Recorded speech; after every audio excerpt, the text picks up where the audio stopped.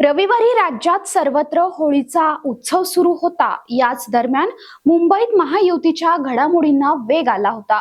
खरं तर जागा वाटपाबाबत महायुतीची बैठक सुरू होती, तर दुसरीकडे महादेव जानकर हे माढ्यातून आघाडीचा उमेदवार म्हणून लढतील अशाही बातम्या होत्या। आणि अवघ्या 2 तासातच महादेव जानकर यांनी यू-टर्न घेतला आणि महायुतीला आपला पाठिंबा जाहीर केला। या सगळ्या घडामोडींनंतर सगळ्यांच्या वया उंचावल्या। गेले काही दिवस राष्ट्रीय समाज पक्षाचे नेते महादेव जानकर हे महाविकास आघाडीकडून माढ्यातून निवडणूक लढवणार अशी चर्चा सुरू होती। महायुती फोडण्याचा शरद पवारांचा हा डाव होता असंही बोलल्या जात होतं। मात्र अशी काय चक्र फिरली आणि महादेव जानकर यांनी महायुतीची पुन्हा एकदा वाट धरली, पुन्हा एकदा शरद पवारांना कोणी धोबीपछाड दिला, ते सगळं जाणून घेऊयात आजच्या व्हिडिओमधून।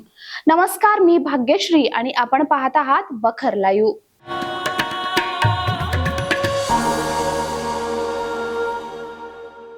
लोकसभा निवडणुकांच्या पार्श्वभूमीवर आता घडामोडींना वेग आलाय। भाजपकडून महाराष्ट्रासाठी 23 उमेदवारांची यादी जाहीर करण्यात आली आहे।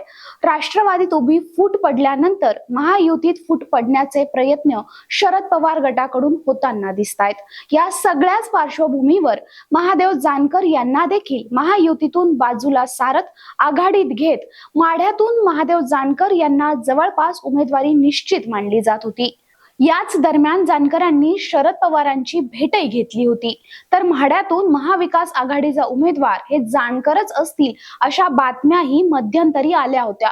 मात्र अनपेक्षितपणे जानकरांनी यू-टर्न घेतला आणि पुन्हा एकदा शरद पवारांना धोबीपछाड दिला गेला।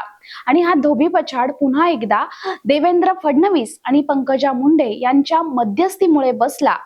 महादेव जानकर यांनी हे स्पष्ट सांगितलं की मी महायुतीत का आलो, कारण देवेंद्र फडणवीस हे माझे जुने चांगले मित्र आहेत आणि पंकजा मुंडे या माझ्या भगिनी आहेत।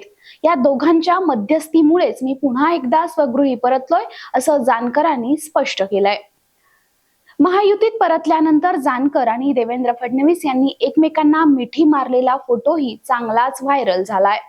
राज्याच्या राजकारणात देवेंद्र फडणवीस यांची ताकद पुन्हा एकदा दिसून आली आहे। जानकरांनी पुन्हा घर वापसी केली आणि महायुतीकडून जानकर यांच्या रासप या पक्षाला लोकसभेची एक जागाही देण्यात येणार असल्याची घोषणा महायुतीने केली। दरम्यान महायुतीचा प्रत्येक उमेदवार निवडून आणण्यासाठी पूर्ण प्रयत्न करू असा विश्वासही महादेव जानकर यांनी यावेळी दिला। खरं तर याआधी महादेव जानकर यांनी वेळोवेळी भाजपवर टीका केली आहे।